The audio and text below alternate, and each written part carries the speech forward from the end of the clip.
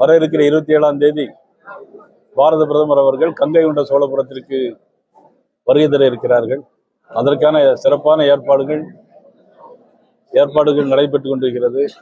கோட்ட பொறுப்பாளர் கருப்பு முருகானந்த் அவர்கள் மற்றும் மாவட்ட தலைவர் பரமேஸ்வரி அவர்கள், முன்னாள் மாவட்டத்தில் ஐயப்பன் மற்றும் அண்ணன் சிவசுப்ரமணியன் அவர்கள், அண்ணன் ஏஜி சம்பத் அவர்கள் எல்லோரும் இந்த நிகழ்வில் நாங்கள் கலந்து கொண்டிருக்கின்றோம். அதற்கான ஏற்பாடுகளையும் அவர்கள் சிறப்பான முறையில் ஏற்பாடு செய்து கொண்டிருக்கிறார்கள். அதே நாள் பாரத தூத்துக்குடி விமான நிலையத்தையும் திறந்து வைக்க இருக்கிறார்கள். அதில் திரளாக கலந்து கொண்டு பொதுமக்கள் அனைவரும் இதில் பங்கு பெற வேண்டும் என்பதற்காக இந்த கூட்டத்தில் நாங்கள் ஏற்பாடு செய்திருக்கிறோம். உங்கள் வாயிலாகவும் பொதுமக்களுக்கு இது மிக அரசியல் வரலாற்றில் மிக ஒரு முக்கியமான நாளாக கருதப்படும். காரணம், கங்கை கொண்டான் கடாராம் என்றாம் என்றெல்லாம் படித்திருக்கிறோம். மலேசியாவில் கடா மாநிலத்தில் கூட ராஜேந்திர சோழன் போய் ஆட்சி செய்ததாக வரலாறு இருக்கிறது.